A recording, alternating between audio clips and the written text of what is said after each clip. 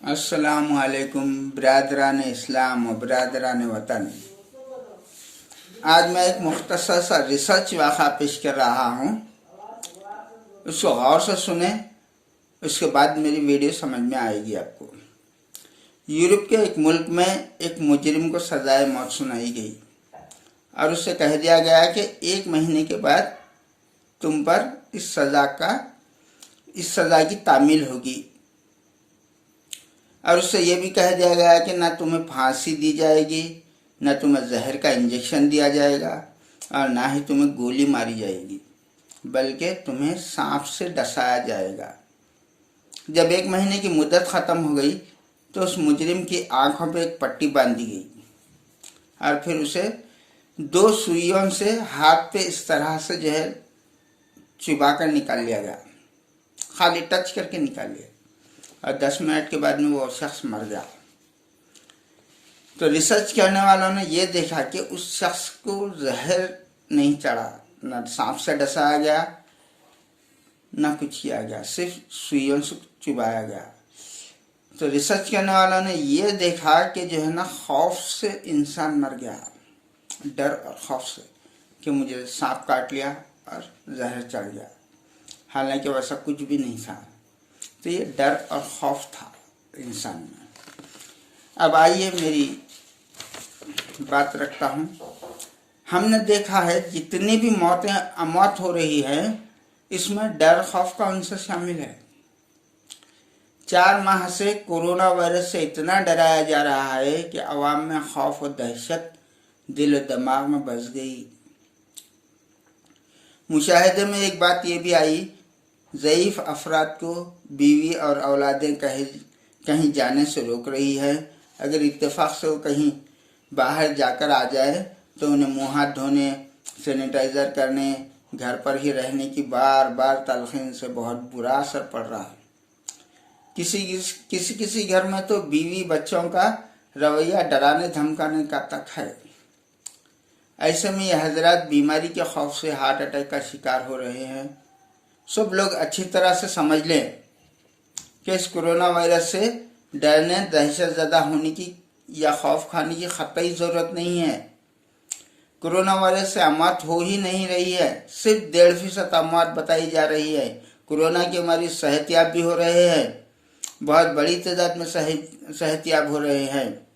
बीमारियां, वबाएँ हर दौर में आती हैं और चली भी जाती हैं। बस अल्लाह ताला से दुआ करें। खौफ और हिरास से बचने की आयतें कुरान शरीफ में मौजूद हैं। उलमा कराम, मुफस्सिरीन इन आयतों को यकजा करके 5 सूरे में शाया भी किए। इन्हें पढ़ें, कुरान की तिलावत करें, नमाज कायम करें, दुआएं करें। इंशाअल्लाह इस वबा से बहुत जल्द नजात मिल जाएगी। ज़रा गौर करें, हम लोग इस बीमारी से बचने के लिए जो भी तरीक़ाकार बताया गया, सैनिटाइज़र करना, मास्क लगाना, सोशल डिस्टेंस रखना, सब तो कर रहे हैं, फिर खौफ किस बात का? हमारे दिलों में जिस तरह का डर खौफ अल्लाह का होना चाहिए वो तो है नहीं। हम बीमारियों वबाओं से डर रहे हैं। इस डर खौफ की एक वजह यह भी है कि शुरुआत में कोरोना का एक भी मरीज़ किसी महल्ले में निकल जाए तो पूरे गलियों को ब्लॉक कर दिया जा रहा था। अब इन्हें खुला छोड़ दिया गया। क्या ये सब अवाम में डर, खौफ, दहशत पैदा करने के लिए किया गया था? इस डर के नताइज अब आ रहे हैं, अब मौत हो रही है। उर्दू अखबारात में रोज़ाना 15 से 25 मरने वालों की तस्वीर शाया हो रही है। अखबारात के ज़िम्मेदारों से और जिनकी मौत हो रही है उनके लवाहिकीन से गुजारिश है कि मरने वालों की तस्वीर, खबरें शाया न करें, क्योंकि मरने वालों को तो इनकी छपी तस्वीर से कोई ताल्लुक़ नहीं होता और रिश्तेदारों, दोस्त अहबाब को फ़ोन पर इत्तला दे दी जाती है। अखबारात घरों में आते हैं, ख़वातीन भी पढ़ती है, बूढ़े ज़ईफ़ अफराद भी पढ़ते हैं, जिनके दिल और दिमाग कमज़ोर होते हैं, वह हैबत खा जाते हैं। इसके बुरे असरात पड़ सकते हैं। घर के मर्द हजरात भी घरों में अपने अफराद ख़ानदान के सामने मरने वालों के तस्करे बार बार न करें। हम बाहर जो भी देखते सुनते हैं उन्हें अपने हद तक ही रखें।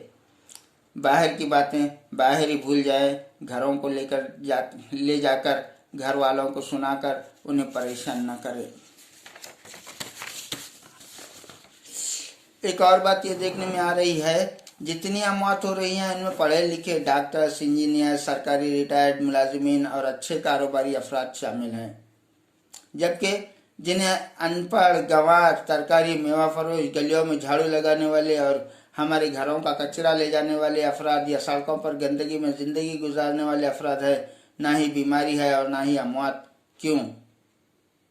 क्योंकि इनमें डर खौफ नहीं होता। ये हर बात को ईजी लेते हैं और पढ़े लिखे लोग, काबिल अफराद हर चीज़ को सीरियस लेते हैं। मेरी गुजारिश है कि आप लोग घरों में किसी भी किस्म की इस वबा या बीमारी या फिर मरने वालों की खबरें ना ले जाएं। हो सके तो कुछ दिन के लिए अखबारात भी बंद कर दें। इस तरह से डर और खौफ पर काबू पाने की कोशिश करें। इंशाअल्लाह अल्लाह ताला से दुआ है कि हम सबको इस वबा बीमारी से महफूज रखे। आमीन या रब्बुल आलमीन। वल्हम्दुलिल्लाहि रब्बिल आलमीन।